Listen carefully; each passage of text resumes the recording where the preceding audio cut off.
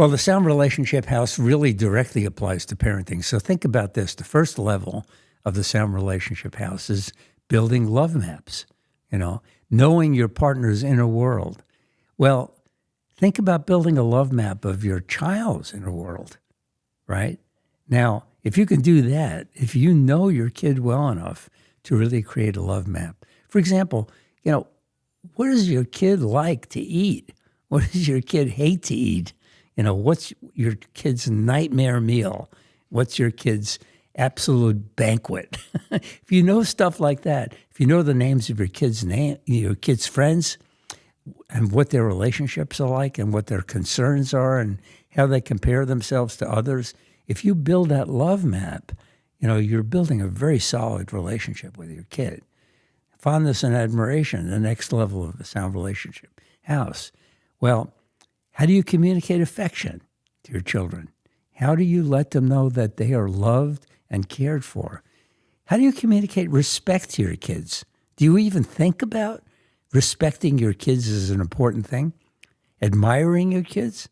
Really, seeing them as creatures that are deserving of admiration and respect. Well, if you do that, you're building a very powerful connection because now the kids know what your values are. They know what you admire, what matters to you.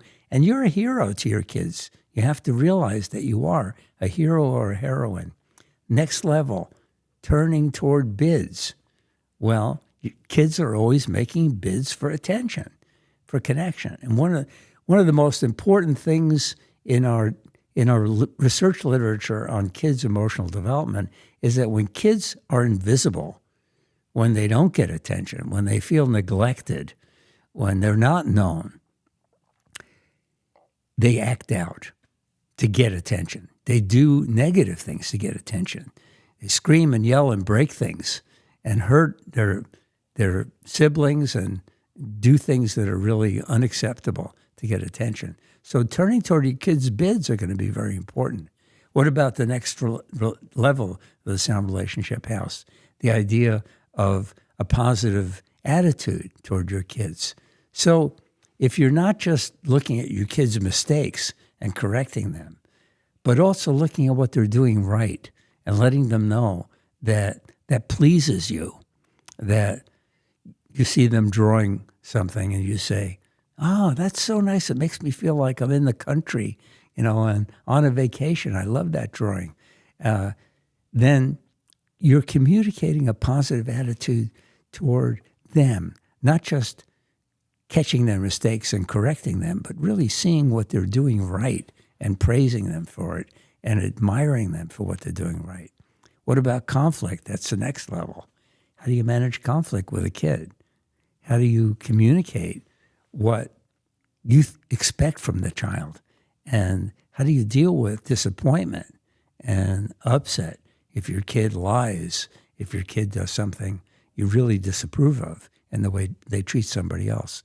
There's conflict. What are the principles of good conflict? Listening is one of them, right?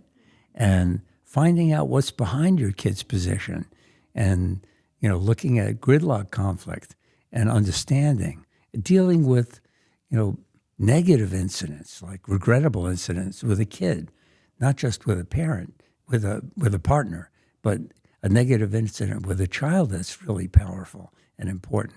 Processing that, again, can be very useful with a child. Next level is, what are your child's dreams? Do you know? Do you know? You should know, really. You should know what your child's dreams and hopes and wishes and desires and ambitions. What's the bucket list that your child is making? And then what about shared meaning? What about building trust and having a sense of commitment to one another? All of that is part of the sound relationship house. And it's as much a part of parenting as it is of love relationships.